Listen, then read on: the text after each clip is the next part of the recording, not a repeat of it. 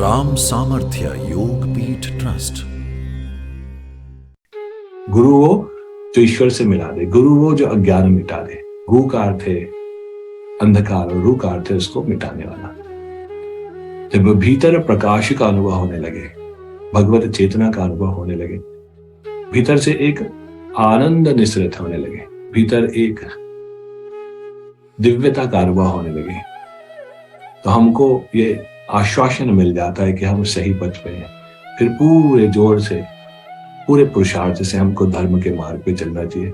संसार के लिए अधिक रोने की आवश्यकता नहीं है, संसार उतना नित्य नहीं है।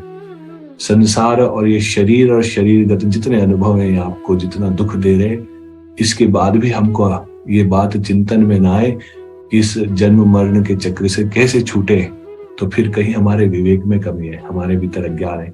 हमको और गुरु में, ईश्वर में और शास्त्र में निष्ठा करनी पड़ेगी।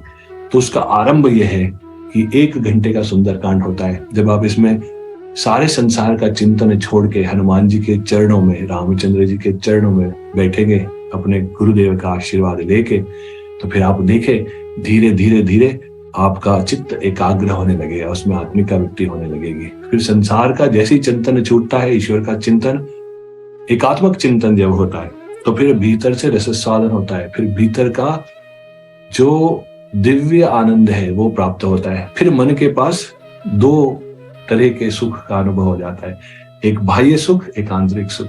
बाह्य सुख तो दुख से पटा हुआ है, दुख दुख दुख दुख दुख, थोड़ा सा सुख, फिर दुख दुख दुख दुख, ऐसा चलता है। भीतर वो आनंद सदैव के लिए है, ऐसा आनंद हमारे भीतर सदैव बना रहे। जब थोड़ा सा मन को रसस्वादन हो जाता है तो फिर मन लगाना नहीं पड़ता, फिर मन लग जाता है। अभी कुछ दिनों पहले सत्संग में चर्चा हो रही थी, तो एक बड़ा सुंदर विषय सामने आया, मन में विचार आया कि हम सब विचार तो करें, जहां मन लगाना नहीं चाहते वहां लगता है, और जहां लगाना चाहिए वहां लगता नहीं।